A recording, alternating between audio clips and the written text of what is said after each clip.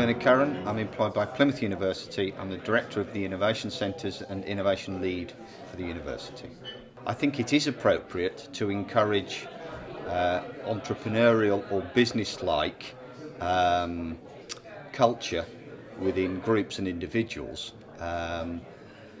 Yes, some of it might inspire individuals to start their own enterprise and facilitate their own success, but I think for business we are all looking for people who have some of those intrinsic entrepreneurial characteristics of action, solutions, problem solving, which therefore if we can drive more of that entrepreneurial spirit within individuals, will give greater value right across the piece. I believe there are leaders and followers. I believe that those who start and build successful business might not even consider themselves often to be entrepreneurs, but they are successful in their own right and in achieving their own challenges,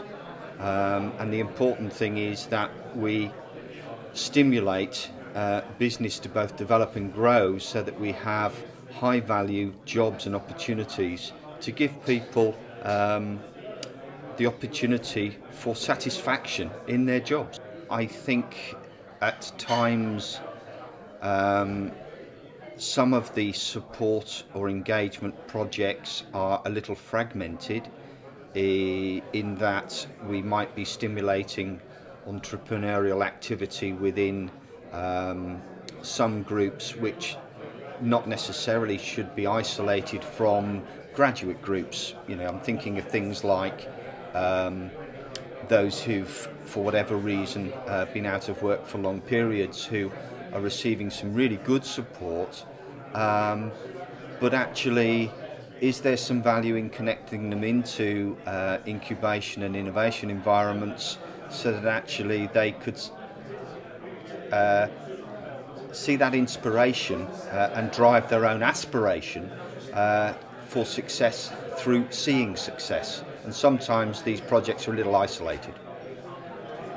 I think to some extent there's some value in the statement. Unfortunately, the bricks and mortar are quite important. The built environment has an effect upon those who work in it, engage with it, and the way that they operate, the way they produce, their productivity in themselves. So actually they're totally interlinked.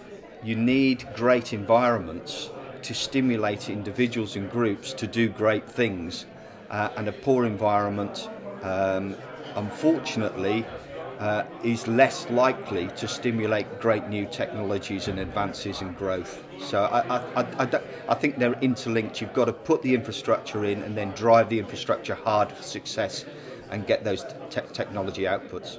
I remember Lord Heseltine in his ministerial days when he started went on to become the business support program, Business Link, etc. I was running my own businesses then.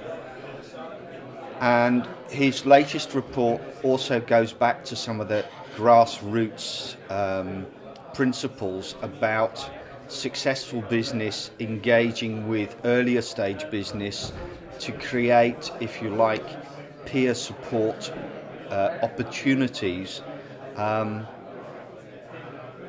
Those who are successful in business in general are quite happy to share their experiences and knowledge and support others.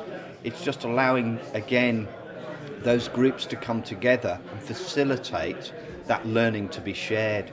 And so I do agree with quite a lot within Lord Heseltine's recent report, yes.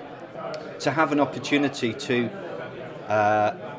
share learning, share experience, listen to individuals who I would consider to be my peers, is so valuable, and one can take away great new ideas, consider whether what we're delivering is the very best or whether we can improve it.